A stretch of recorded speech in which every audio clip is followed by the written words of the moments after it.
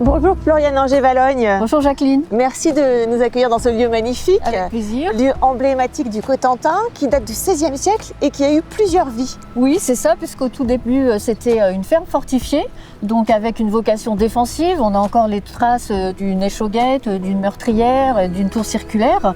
Et au fur et à mesure des siècles, le bâtiment s'est anobli. Donc des familles nobles l'ont occupé et l'ont agrémenté de caractéristiques nobles comme un pigeonnier, une boulangerie, une chapelle, qui en fait un établissement patrimonial vraiment typique du Cotentin.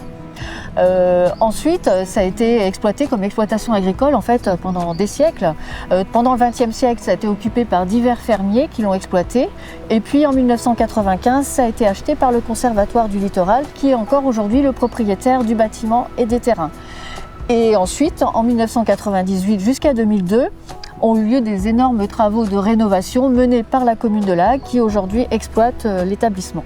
Et depuis 2002, Floriane, ce bel endroit est accessible au public? Oui, donc depuis son ouverture en 2002, le manoir du Tour est devenu un lieu de référence pour la découverte du patrimoine local, de La Hague et du Cotentin. Et on essaye de donner au public les clés de compréhension du territoire au travers plein d'activités, un parcours spectacle immersif qui est notre principale attraction, mais aussi des expositions temporaires, des animations, des manifestations pour en faire un lieu vivant et accessible à tous. Et depuis quelques années, aujourd'hui, le manoir du Tour se positionne pour être la maison d'accueil du Géoparc, label auquel prétend la commune de La Hague. Ce projet de Géoparc, c'est un gros projet, Floriane. On va en parler. On rentre dans le pigeonnier pour se poser? Allons-y. Ce label Géoparc, c'est un label qui est lié à l'UNESCO. Oui, il est décerné par l'UNESCO pour mettre en valeur les territoires qui ont un patrimoine géologique exceptionnel. On peut voir dans La Hague les traces de 3 anciennes chaînes de montagnes.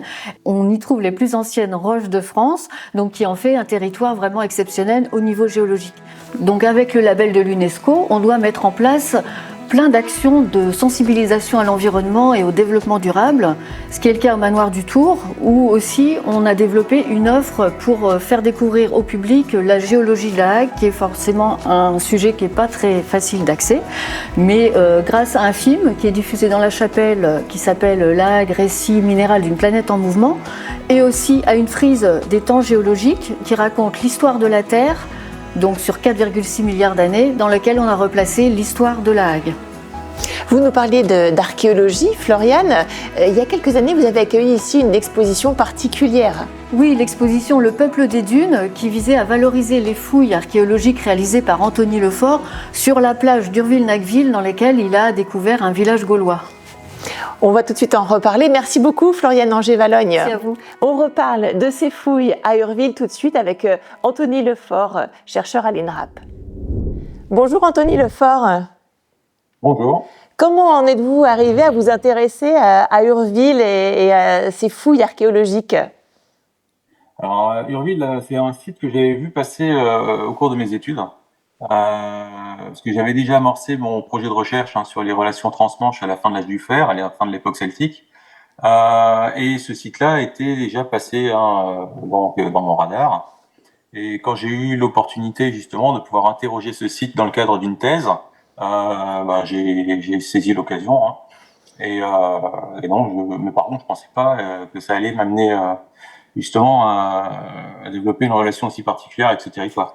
Parce que ce sont des découvertes assez incroyables qui ont été faites sur ces plusieurs années de fouilles.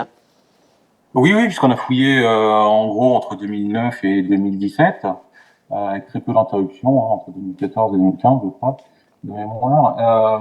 Donc évidemment, plusieurs années de fouilles. Et donc forcément, qui m'ont amené à m'installer, moi, justement, dans le Cotentin, grâce justement, ou à cause, c'est selon, de ce projet de fouille qui m'a fait découvrir ce territoire auquel je suis très attaché maintenant. Alors sur place, vous avez fait des découvertes et ce qui vous ont permis de mieux comprendre ce qui s'est passé il y a des années avant nous. Et oui, évidemment.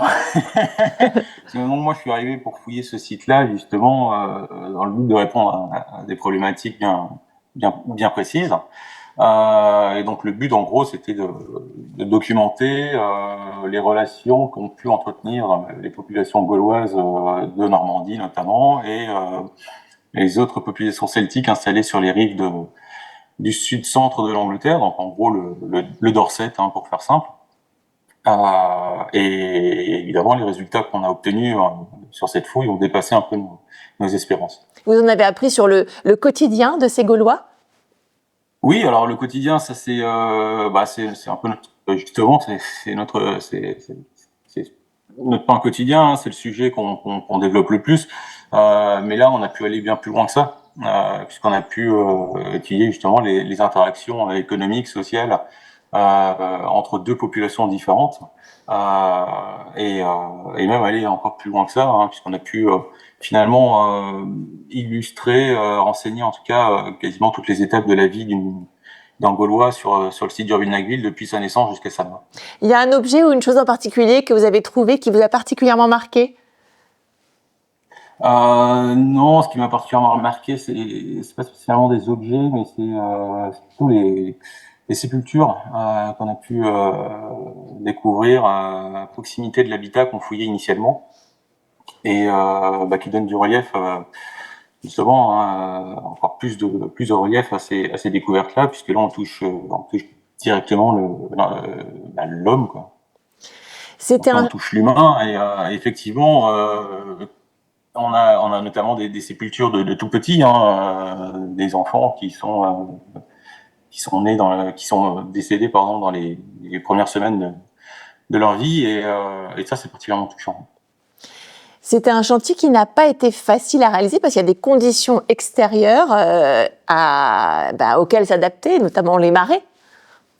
Oui, alors oui, évidemment, c'est un terrain, l'estran, hein, sur lequel on a fouillé, c'est un terrain sur lequel on n'a pas l'habitude d'intervenir en archéologie, et qui implique justement des problématiques techniques bien spécifiques qui sont liées justement, par exemple, vous l'évoquiez, hein, aux marées qui recouvrent le site quotidiennement.